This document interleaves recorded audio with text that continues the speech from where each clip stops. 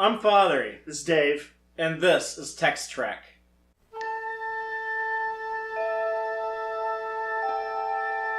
Engage.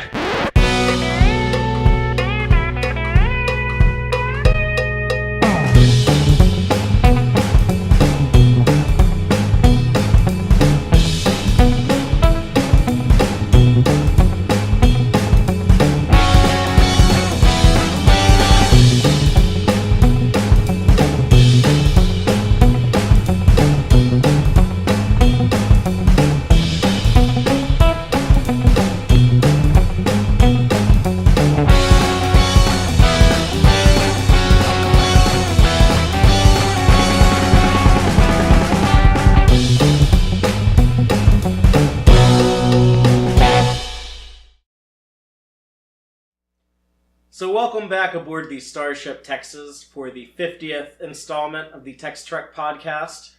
You know, it feels like 50 should be like some big momentous event and not just not to harsh the comic that we're going to be looking at, but it's just like it's not a big momentous thing. Well, 47 was our big celebration milestone. I know. But 50 is what it is for most humans.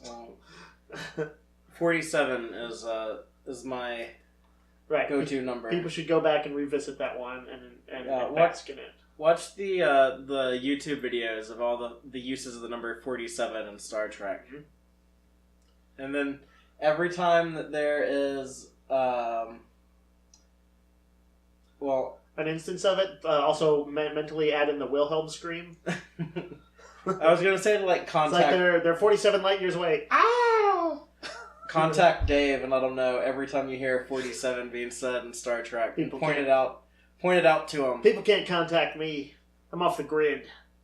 Yeah, I know. Like I would tell him like go to our Twitter, but then only I would see it. Well, we are going to be talking about the Star Trek Discovery comic Succession. Mm-hmm. Which I actually am a fan of this more so than most of the Star Trek tie-in comics. You're talking about the Discovery tie-in specifically? No, I would say just like anything in general. Okay. Like this is one of my favorite ones. It's funny that like I dug this. The thing that I like most now... You like Mirror Universe comics. Is, like the Next Generation Mirror Universe stuff. Mm-hmm. But and we just spent some time dealing with the Mirror Universe. If y'all should go back and watch our podcast covering that and see the Mirror Universe versions of us. I'm still bruised up from our escape from the Agony booth. Yeah, I'm actually starting to get to the point now where like I feel like I'm Mirror Universed out. Yeah. So I think they're gonna let it lie fallow for a little while, probably in Disco, except for George Al's presence, But we won't be visited by any Mirror Universe interlopers today because we've been able to pacify them by sending them a Christmas present. Yes, and the footage of that will be released. Yeah, they're actually going to have an unboxing video, so... It's going to be extremely exciting to revisit our captors and see how they react to a loot crate. Yeah, so be sure you're subscribed to us on YouTube so you don't miss that. I think that one should be for Patreons only. We don't have a Patreon. Ah, shit. Alright, for future reference. We can start one, I guess. Okay, yes. But, so, yeah, the comic we're going to be talking about, it's written by, co-written by Kirsten Beyer and Mike Johnson. This time the art is by Angel Hernandez, who's worked on a few different Star Trek projects with IDW. I'm going to say that, just kind of casually flipping through that, Angel Hernandez seems to have a good handle on both, I would say, comic book type art, that kind of somewhat energetic style of traditional kind of superhero comic stuff. But I feel it's pulling off a slightly more suspense comic vibe here. You know, you don't want it to be too crazy actiony in a Star Trek comic. But he's also is good with the likenesses. Yes. Even on page 1, as we not to jump too much ahead, but as we will see Mira Georgiou in there, and not Georgiou, Burnham, and it's, you know, you will not mistake who it is. It is Dead Ringer for her. With her sexy off-the-shoulder dress. Yeah, basically the point of the story is to show what happens after the events in the Mirror Universe in Star Trek Discovery Season 1.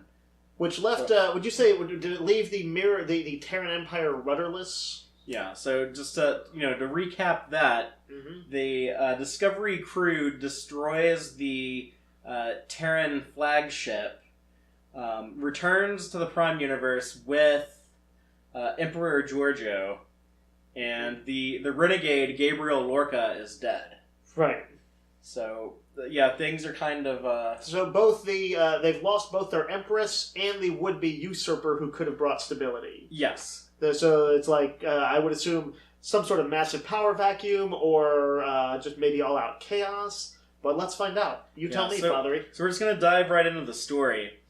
And things open in the Mirror Universe a few months earlier with Michael Burnham and Lorca. So this is before any of the events of season 1, because Lorca is not in the Prime Universe yet. But basically, if you don't remember, Michael Burnham was raised by Emperor Giorgio as a daughter, and she actually planned to overthrow her adoptive mother and become the new emperor, or to install Gabriel Lorca as the emperor. They were working together. They're basically going to team up to betray Emperor Giorgio. And we know that they had, at one point, a father-daughter relationship that turned into a sexual relationship, and we see them actually in bed together here. So kind of the Mirror Universe Woody Allen? Yeah, or Donald Trump. Oh, nice. But it's very, very creepy and inappropriate and evil. Yeah. And then we quickly cut to, or it actually says right here, a year later. So this is after the destruction of the Imperial flagship, and we see the Shenzhou is actually in space next to all this debris of the giant flagship that was destroyed. And that actually makes sense because we knew the Shenzhou was nearby. Right. And the Mirror Universe, Kayla Detmer. I'm just going to start saying their names, by the way, because it's going to sound dumb if I say Mirror Universe in front of everyone. Right. So just assume that everybody in this is a Mirror whoever. Yeah. But she is currently in command of the Shenzhou. We know that the Prime Michael Burnham went over there and masqueraded as the Mirror Michael Burnham. And because everyone had thought that the Mirror Michael Burnham had died, we know that the Prime one came over there, took command of the Shenzhou for a little bit, got to the flagship. And so these people, all they know is that, Captain Burnham was back for a while, but now she's gone and this flagship is destroyed. So what is going on? Where's the Emperor? We see Owasikin, who is normally the ops officer on Discovery. Mm-hmm. But she's on the Shenzhou. Kind of doesn't make sense because we saw Mirror Universe Owasikin on the flagship on the Chiron. Yeah, that was in one of the last episodes. Yeah, right? so they really goofed by putting her alive on the Shenzhou here. But maybe she has a twin sister. We don't know. Right, okay. Is there no way this would work? Did she get blown up? Yeah, she's dead. Okay. But they do find a shuttle nearby from the flagship with a survivor on board. And so they bring the shuttle on, but they also contact Earth to let them know that the Emperor is dead. So then we actually see the capital of the Terran Empire, which is in San Francisco, so where Starfleet headquarters would normally be. Yeah. And, the Emperor is dead, and so Emperor Giorgio had a nephew named Alexander. Uh-huh. And he basically, takes over now. And I always thought this was kind of weird that normally when we see Mirror Universe stuff, any of the major characters are going to be, Mirror Universe doppelgangers of people we know from the Prime Universe. Right. This is a guy who we don't know anything about in the Prime Universe, or if he even existed at all. Right. But we've talked once or twice before about how the Mirror Universe is... The rules of it are kind of bendable. Inconsistent. Yeah, they're a little inconsistent. Who was it? Who was goofing on that on the show? Oh, that was Rom, when he was trying to figure out... he's trying to make sense of... Yeah, in DS9, that's right. It wasn't Discovery, but Rom, yeah. Oh, it was so good. Loved it. Anyway... So here we have a heretofore unseen character whose name is Alexander, much like another conqueror I could name. And what are his ambitions? Is he in it to win it, or is he a reluctant? He is basically Joffrey from Game of Thrones. Okay. So much Game of Thrones in this Discovery tie-in material. Yeah. We just had Game of Thrones Klingons in our last podcast. Yeah. Is he Joffrey in the sense that he's like cruel and capricious, or is it Joffrey in the sense that he's kind of like in over his head? No, this guy is super sinister. Okay. And he basically says that Emperor Giorgio was too soft on the rebels, and that it was foolish to just keep all these aliens as slaves and servants. Right. So he basically says, okay, so day one, going forward now, we're just going to commit genocide. And from now on, the goal of the Terran Empire is to just murder any non-human. Okay. So yeah, he's a psychopath. But he's not like the kinder, gentler Mirror Universe of old. No, not at all. But on board the Shinjo, we actually have the Lord Henshu, who escaped he's the only one who escaped the destruction of the Sharon. Uh-huh. And this is where they got the news of, the Emperor's dead and everything, so Detmer actually murders him. Uh-huh.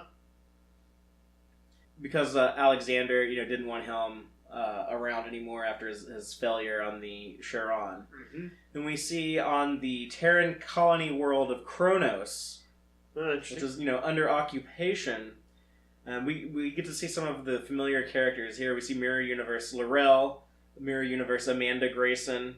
Oh wow! And there's a Vulcan and an Andorian and a Tellarite. But basically, they're part of the rebellion against the Terran Empire. We saw glimpses of the rebellion and its multi-ethnic alien groups. Yeah.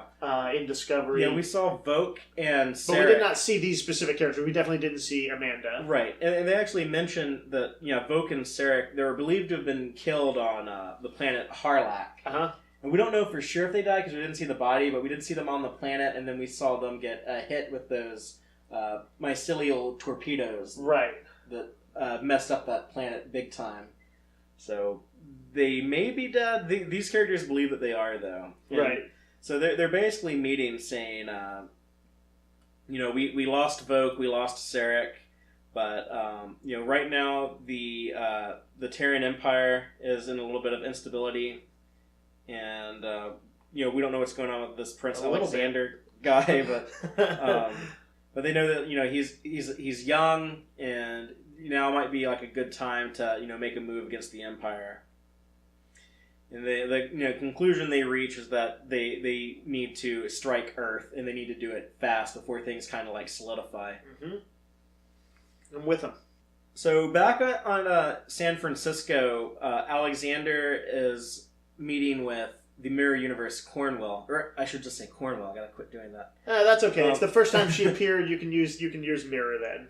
He's basically informing Cornwell that he wants this toxin that's designed to kill anything with non-human DNA and have it manufactured in mass and distributed to all the planets of the Terran Empire and kill all the aliens, so that there are only humans. And so Cornwell is talking to a confidant who is not someone that we know from anything. So again, that's weird to see that. But his name is Edwards, and she's just saying, yeah, Emperor Alexander is totally insane. And, he's... It's like when they do a Darth Vader comic. They have to have... If the bad guy has to be the protagonist, then you have to have somebody really scummy that they're running up against so you can be happy that they're taking him down. Yeah, I thought the same thing. This kind of reminded me of like Darth Vader comics where he has to be fighting like someone who's like super evil. Yeah. Or ambitious to take his spot. So anyway, but yes, this guy is clearly somehow a little bit worse than most of the other Mirror Universe assholes. So Cornwell is also plotting against Emperor Alexander. Mm-hmm. And then back on board the Shinjo, there's always some tension on Mirror Universe ships because everyone wants to stab everybody in the back and rise through the ranks. Yeah, and there's kind of some tension between Owasakin and Detmer, and they're kind of bickering back and forth about what they should be doing with the ship right now. If they have orders to return to Earth, But Detmer says the Emperor wants officers who show initiative, and she wants to go prove herself to the new Emperor. Mm-hmm. And as they're arguing back and forth, we see Mirror Universe Arion, or aka Robot Face. Yeah. This is the Spore Drive ops operator, whatever, on Discovery. Mm-hmm. And there's like this gas mask thing that like morphs over her face, panel by panel, while Wasakin and Detmer are arguing in the background. And all of a sudden everyone starts choking and gasping for air, and everyone on the bridge is dead but Arion. And she announces to the rest of the ship that she is the captain now. The entire bridge crew has been killed. She says that she can, cut off life support and kill anyone on board if they don't want to get in line behind her, and that this will all just be a lot easier if they'll all just accept her as a new captain. And by the way, applications for a new bridge crew are now open. Mirror Universe goes through a lot of bodies sometimes, especially when it's not the official show. They just start killing off people right and left. Yeah. We actually, this is more we've seen from Ariel in just like these couple of pages than we got in the entire first season of Star Trek Discovery. Even though this is Mirror Universe Ariel. Right, that's true. But it's still kind of interesting to explore this character that we've seen a lot of and never actually... Right, just purely a visual on the show, though. She has a line every now and then, but... Basically a visual. It's mainly just like engaging Spore Drive now. Right, like stuff like that. You know what? I love the next page because then we see Mirror Universe Ryza, and it's a refugee camp, and it's instead of being like the pleasure planet that it is in the Prime Universe that everyone goes to vacation on, it's just like a dried up desert that looks miserable. That's messed up. We see Mirror Universe Harry Mudd, who's kind of a humanitarian here, and this reminds me of how Mirror Universe Quark was depicted on DS9. Right. And he's like a good-hearted guy here. He's still kind of a smuggler because he smuggled a toy onto this refugee planet, but it was a toy to give to like this little Endorian girl who's had one of her antennae cut off. Yeah, and getting that doctored up by a doctor. But Harry Mudd, he's helping the refugees on Ryza, and he encounters a robed figure. Is it Moses? No. She reveals herself to be Mirror Universe Michael Burnham, still alive. Uh-huh. Even though, from what we were told, she died pursuing Gabriel Lorca. Right. I gotta say, that's a pretty good cliffhanger to the end of the first episode, first issue. Brings her back, and also I feel like Harry Mudd is kind of a shot in the arm to anything he's in. Yeah, and so right off the bat we have, like, stuff going on the Shenzhou, stuff going on back on Earth, stuff going on Kronos with the rebels. Mm-hmm. So then we cut to 10 years earlier, and we see Kid Burnham. Kind of like how we got a little glimpses at Kid Burnham on Discovery in the Prime Universe. Yeah. This is the Mirror Universe version, where she's raised by the Emperor on Earth, and she's actually being given sword fighting lessons from Emperor Giorgio. And she says she wants to practice with real swords, and so when they conclude the lesson, she says, "Very well, then you fight my guards. If they can't fight you, then they don't deserve to be my guards, and if you can't kill them, you don't deserve to be my daughter." And we see her meet little kid Alexander here, and he seems to have resentment against Michael. He says, like, you're not really part of the family, you're an orphan, the Emperor took pity on and adopted. It doesn't make you royalty. It doesn't make you her legitimate heir. So you can tell, like, he was a bitter little shit that his Emperor aunt adopted this kid and who was being groomed to be the new Emperor. Right. From what we learned during the events of the show.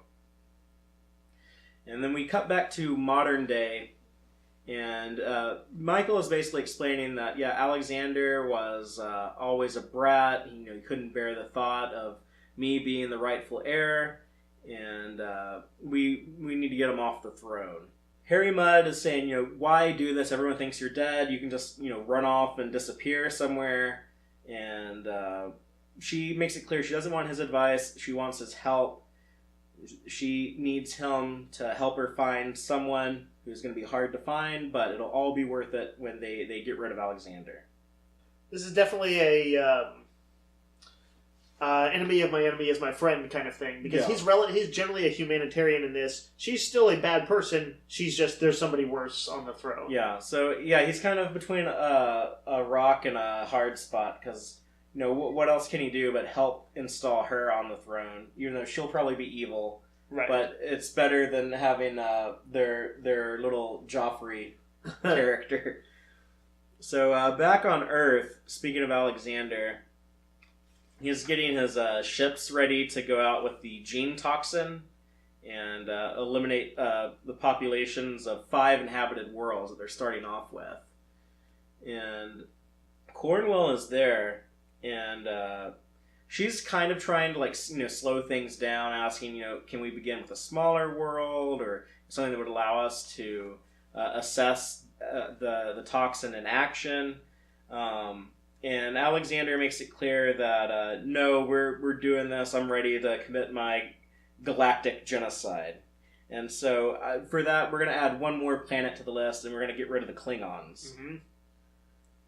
Then we see a star base several light years away that the Shinjo shows up to under the command of Captain Arium. And they're being ordered to go to Jamaris 5.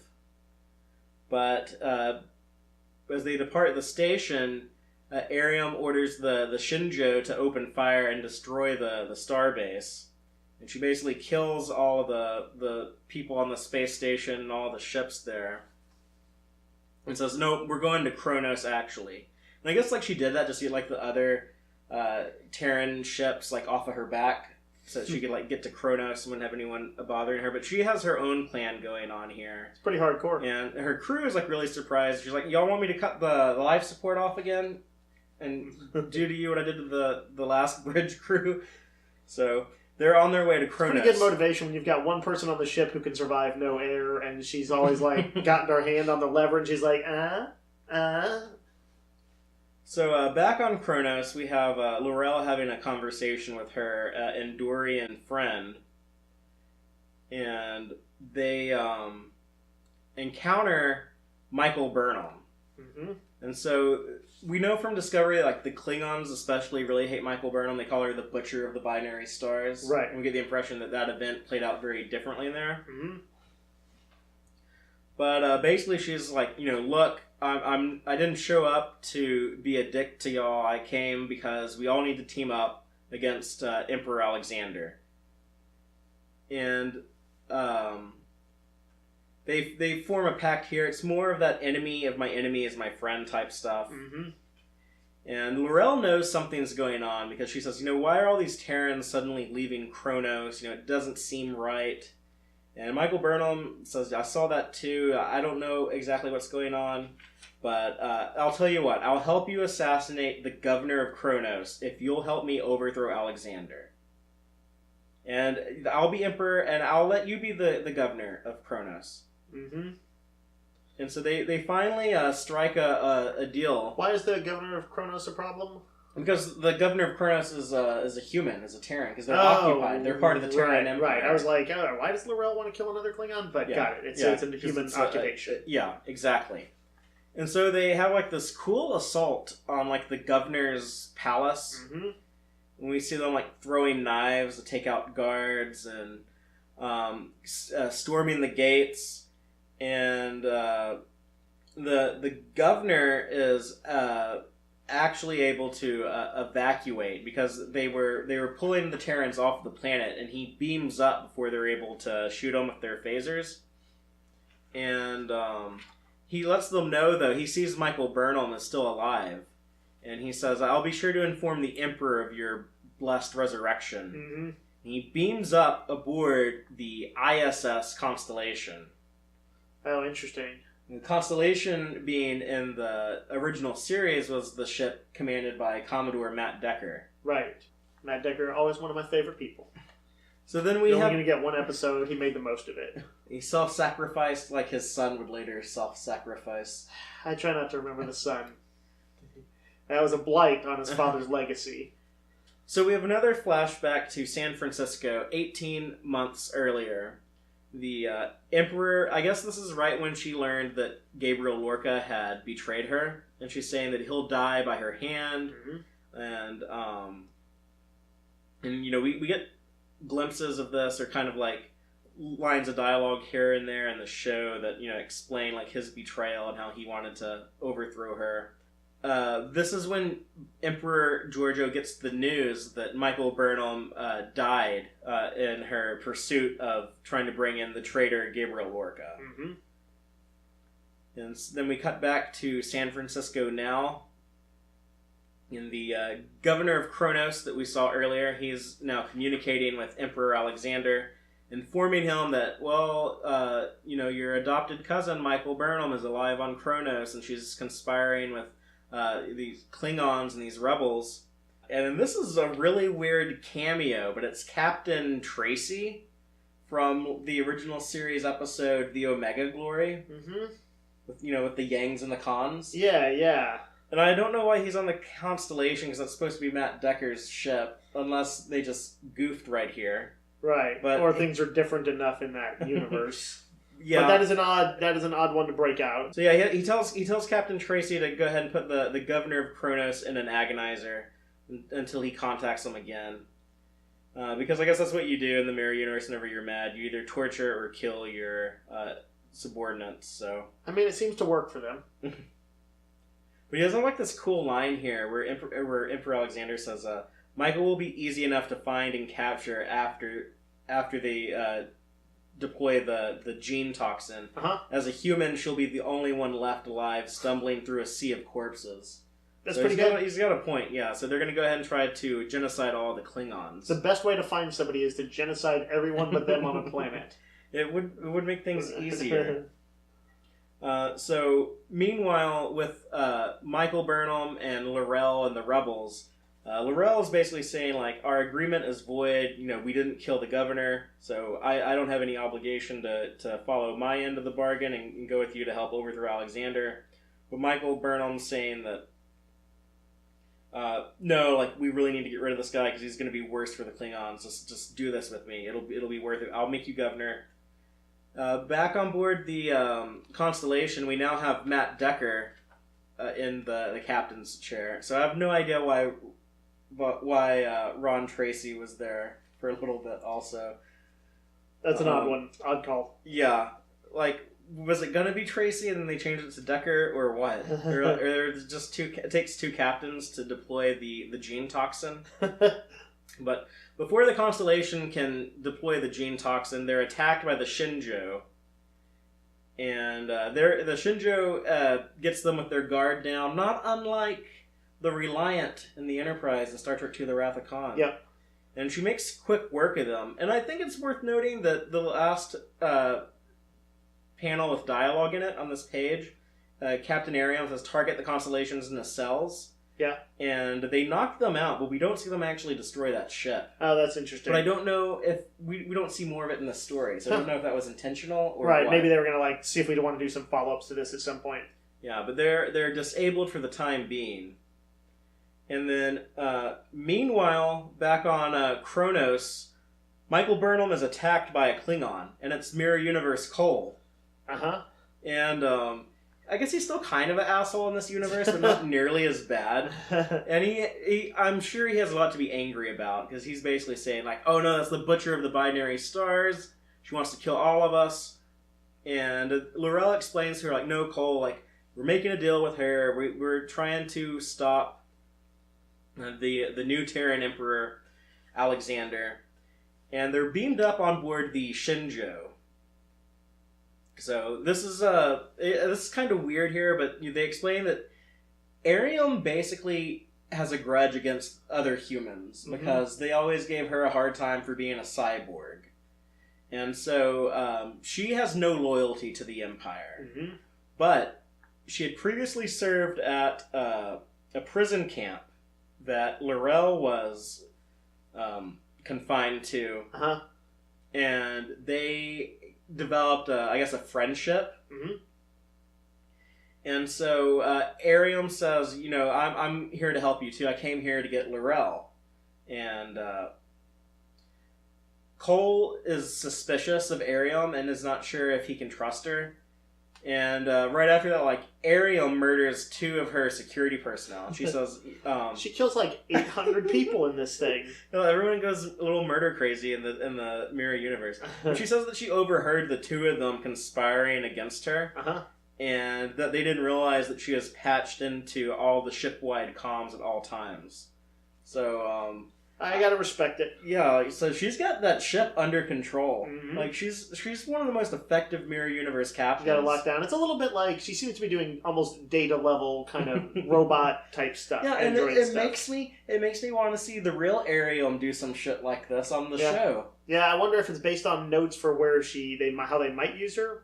Yeah, or maybe they had plans that they or maybe somebody just kind of wrote up their version of her if it had they explored her more and just kind of fell in love with their her evil duplicitous counterpart. So basically, at this point, they know about the gene toxin weapon. So especially if you're L'Rell or Cole, you're much more motivated now to stop Alexander and just even if we got to deal with another asshole emperor, just one who doesn't want to commit like non-human genocide to everybody would be an improvement. So, they're basically going to go straight to Earth and bring the fight directly to Alexander. Mm-hmm. We see Alexander like in bed with a couple of women passed out drinking wine, just being like total decadent emperor, and he's pissed off that he hasn't gotten word from his Kronos genocide yet.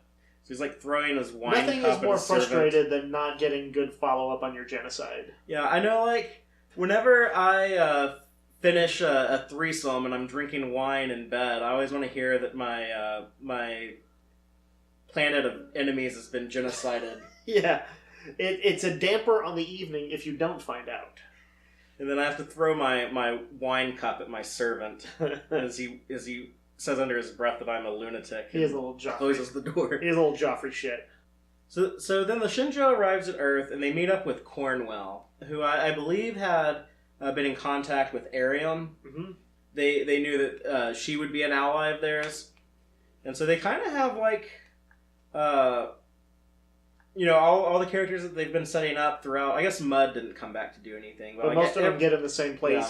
So this is where you have like everything dovetails together. And so you have this motley crew of Cole, L'Rell, Cornwell, Burnham, and Amanda. Right, all the conspirators together at the same time. Yeah, Arium stays on the ship. But the plan is for Cornwell to basically capture them and turn them over to the Emperor, and that's how they're going to get close to him. Mm-hmm. And so they're in the throne room, and Alexander's yelling out, "This is the 3rd greatest day of my life." And I thought it would actually be like cool if he was like such like a weirdo that he doesn't actually say what the first 2 are. But he does. He does. He says the 2nd happiest day of his life was when he heard Michael was dead, and the 1st was the day when he ascended to the throne and became emperor. But today is such a great day because he's going to get to kill Michael Burnham himself. Wait, on the previous page, the conspirators are all talking, and then on one page later, they're all bound in front of him. Right, because Cornwell, the plan was for Cornwell to, like, turn them over. Okay, essentially it's the stormtrooper trick from Star Wars, New Hope. Yeah. Basically, I brought these prisoners. Yeah. Okay. So that's exactly what they're doing. Right, so she spits in his face, he slaps Burnham down. And then he actually, and this is when you have to have a bad guy do something, like, really vile that'll, like, piss you off and make you hate him. Yeah. So he slices Amanda Grayson's throat. Nobody kills Spock's mom. I don't care what universe you're in. Nero did it. Yeah, well, he got what was coming to him. Okay. But yeah, so he calls her a traitor to her species, and we don't really know much about this Amanda Grayson other than we know that she still had a kid with Sarek. Yeah. So this guy is like some kind of it's miscegenation. Yeah. You're an alien fucker. Yeah. Alright, I hope this cocksucker dies by the end of this. So, but like right after this, and L'Rell, I guess, it was kind of buddies with Amanda, because, we see them together from the beginning. So, this is, she charges at the Emperor. Mm-hmm. But they're all still, like, tied up and stuff, so she's not, like, real effective. And he's got people who, like, looks like they appear with, like, weapons and recapture them. And he's like, I've been on to your traitorous maneuverings for months. Yeah, and so now they have Cornwell at gunpoint. Yeah. So they're in really dire circumstances. And also, like, back in space in orbit, Arium is aboard the Shinjo, and someone on her crew is letting her know, Captain, engineers report that the weapon we recovered from the Constellation has been modified per your orders. She just tells them to stand by and wait for her command.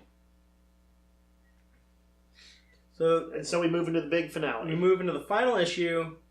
The Terran Empire is putting their gene toxin weapon on a bunch of Constitution-class starships and getting ready to go do the big genocide of multiple worlds. Alexander's got all of the insurrectionists essentially held bound and at gunpoint. Yeah, and he's gloating. He's doing his bad guy monologue before he kills the heroes. And he asks Laurel what she thinks of this. And she says, I think that human shackles are no match for Klingon strength. And her and Cole break free with their Klingon strength. And Cole yells out, for Kronos, and he tackles two of the Emperor's security guards. And I think this is the first time I've ever cheered for Cole. Even though it's Mirror Universe Cole. Right. Hypothetically, the scummier you are in the regular universe, the cooler you should be, whether you're Quark or Harry Mudd. Yeah, and so basically, they get the upper hand. They have the Emperor at knife point. They tell the guards to throw down their guns. They free Michael Burnham and Cornwell. So Alexander's trying to make a deal with Cole and Laurel. He says, listen to me, Klingon, help me, and I will give you Kronos to rule as your own kingdom, your people's freedom. And Cole says, you have even less honor than I thought possible for a Terran. So yeah, Cole seems like a good guy here. Yeah. But Cornwell really tries to take charge here, and she says, you know what, Alexander, this is the end for you, and Burnham has assured me that she wants nothing to do with the throne, and we're going to install a ruling council of governors who will oversee the empire. And I guess they're going to bring major reform and democracy and no more genocides. And as she's saying this, Burnham just says, "Yeah, about that," and then she hits her in the back with a knife, and so double crosses Cornwell. Cornwell was about to install some Spock-like reforms into it, in here, but nope. Because this is the Terran Empire, where you have everyone just betrays everyone constantly. I would never. I would want to live alone, out in a cabin in the wilderness somewhere, and never see another human being in this universe. Yeah, but even then, whoever built the cabin or whatever would probably have be using it as a trap there's or something death trap like that. In there, yeah. But so she kills Cornwell. Stabs her in the back. Alexander cries out, Michael, wait! And she just says, witness my ascension, and slices his throat. So now he's dead. And all of the humans in the room say, the Emperor is dead, long live the Emperor, as they bend the knee for Emperor Michael Burnham. And it is a little weird to me sometimes when the characters that we know, just by virtue of being the characters we know, are the ones who are destined for emperorhood. Basically, if you served on the Enterprise, and I know that Burnham is not from the Enterprise, but if you served on one of 2 or 3 ships, the alternate universe you is likely to be some super important person no matter what.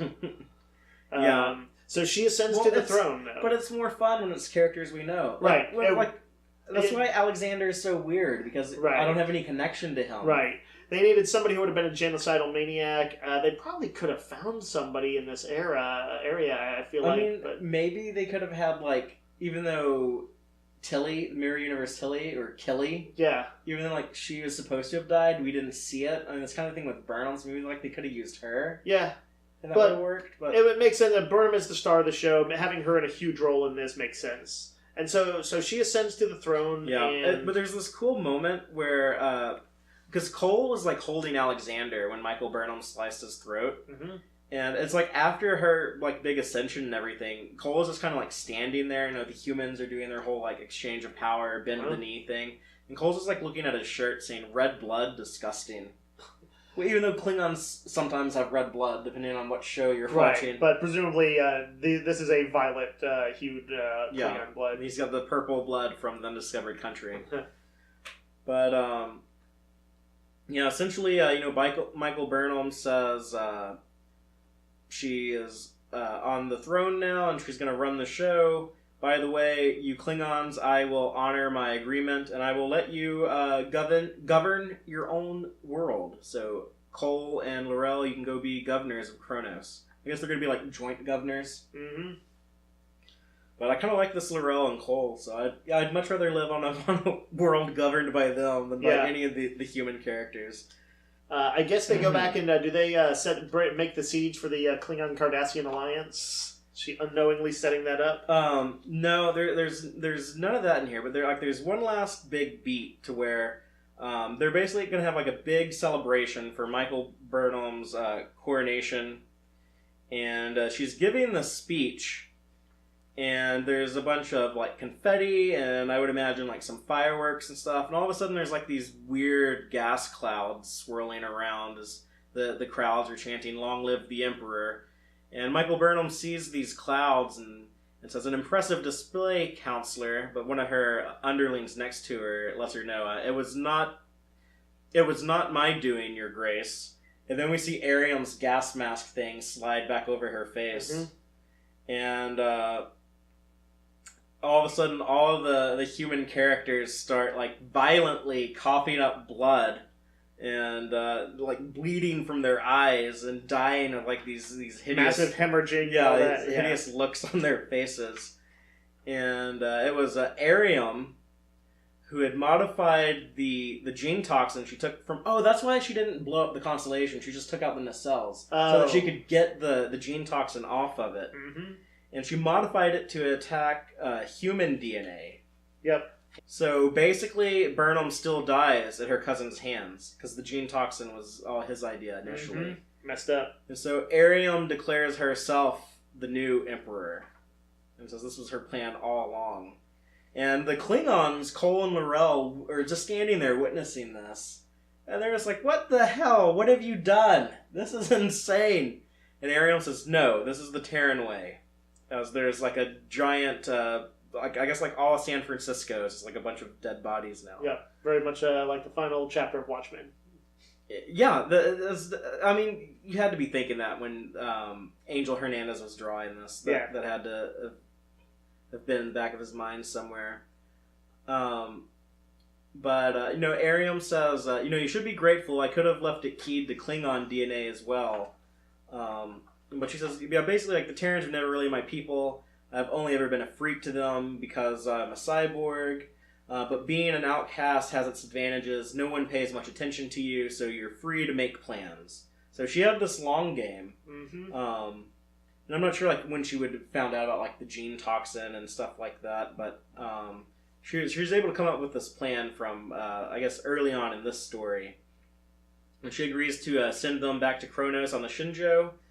And Cole says, "You think you have power now? Why would any Terran follow you after this?" And Ariam says, "Silly Klingon, I already told you, when they see what I've done, they'll gladly bend their knees." And she goes and sits on the Emperor's throne, and it's kind of weird here, because we've never seen this from Ariam in the show, but she, like, removes part of her, like, robot plating on her head, and she has, like, I don't know, like a weird, like, kind of like gray, like... It's a little bit like Darth Vader when he takes his helmet off. Yeah, I think it looks kind of like Darkseid or Orion. Yeah. Jack Kirby comics, but they kind of have, like, that, like, cracked, rocky thing going on. Like when Orion turns into, like, his ugly form. But it's like basically her scars from whatever led her to become a cyborg. Yeah, exactly. She removes her helmet and wears the Emperor's crown and sits upon the throne by herself.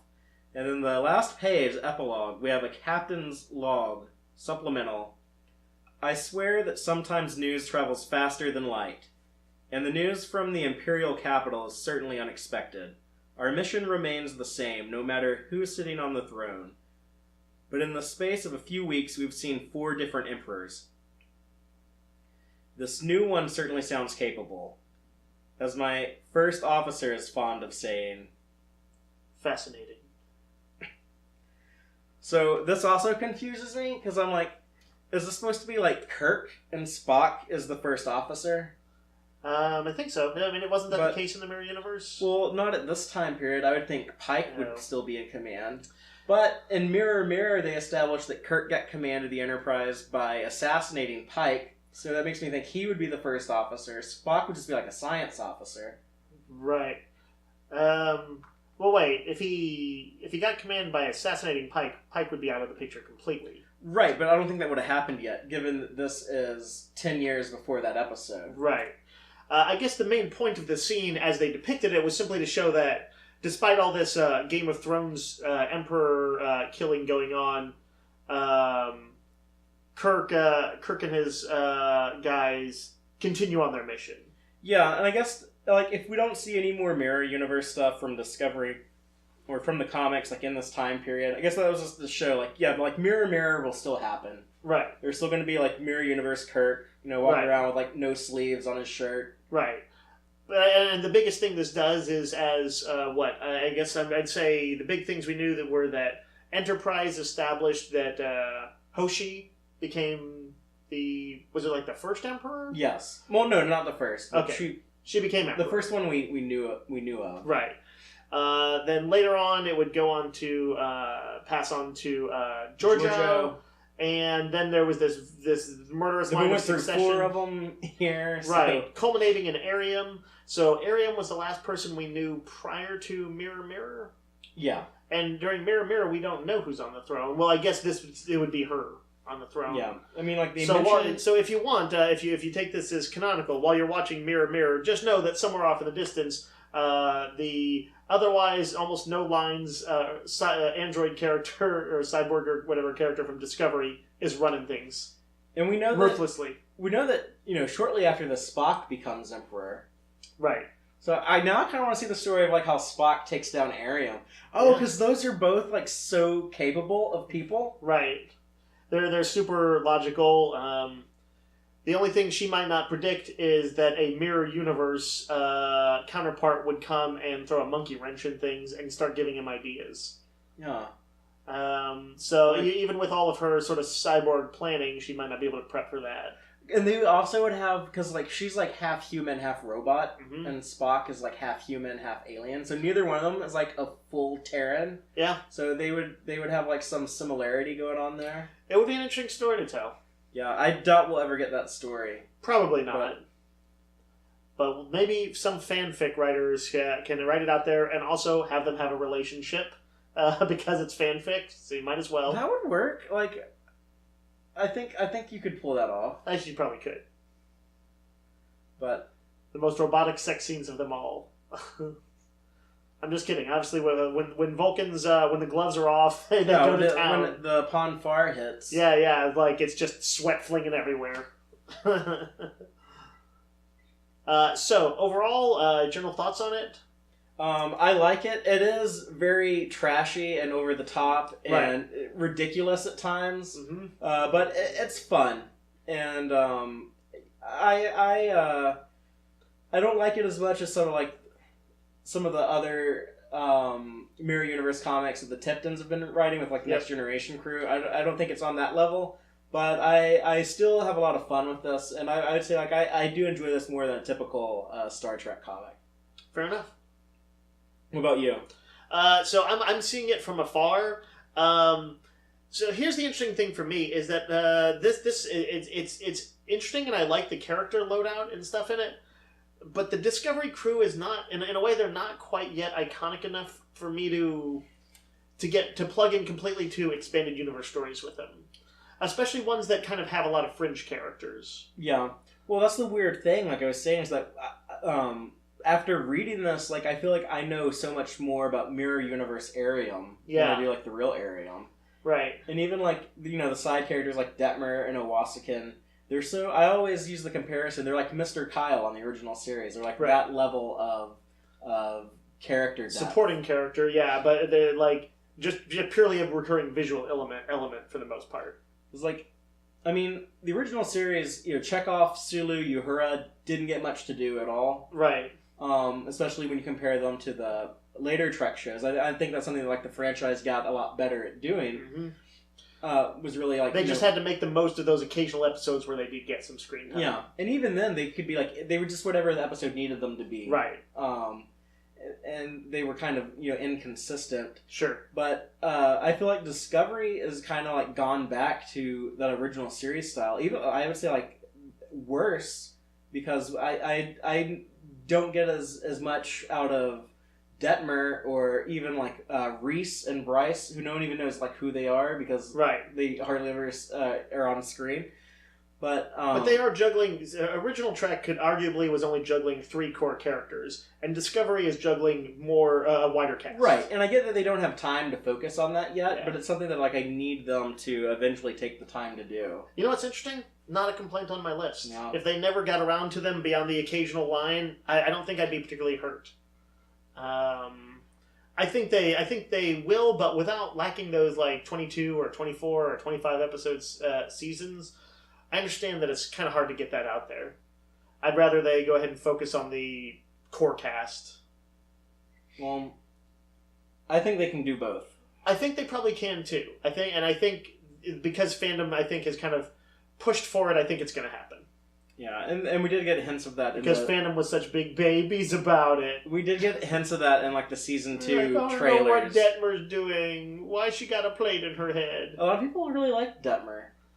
I mean, she's a person with red hair and a cyborg thing, and I don't know much else about her other than she seemed snarky towards Burnham when she first showed up, and then like I never noticed that again. She seemed to kind of be chill with her later. Yeah, well, I think she's just a good-looking woman with a very like unique face. That, not that.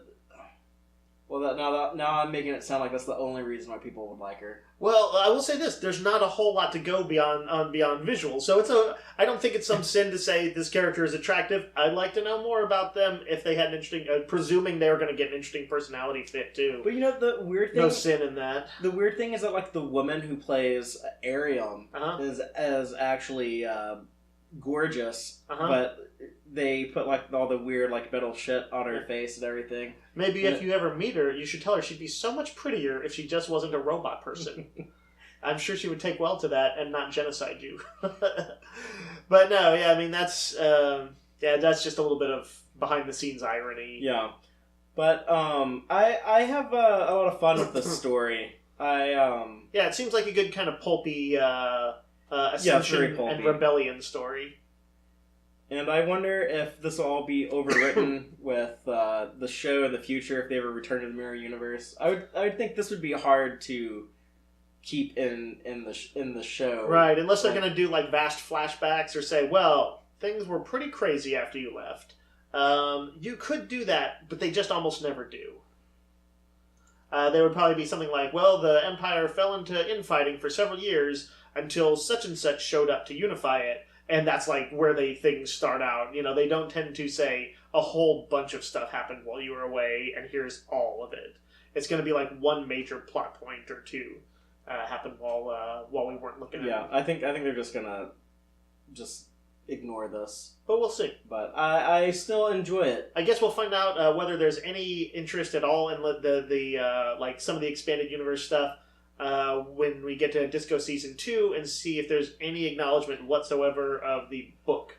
Yeah. Where Burnham and Spock met. I would love to see if Saru and Number 1, if they like, even if they were just like, oh yeah, like we know each other, like we worked together one time. Right. Or just something like that. Yep.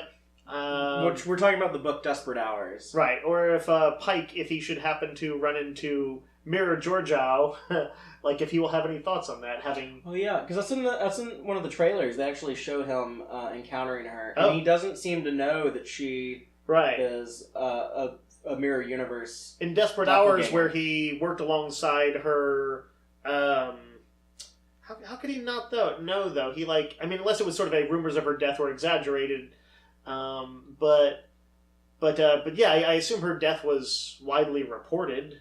Yeah, but then they also tried to install the Mirror Universe Georgiou on command of the Discovery. That is true. Sarek and his evil schemes. So yeah, there's ways it could come about.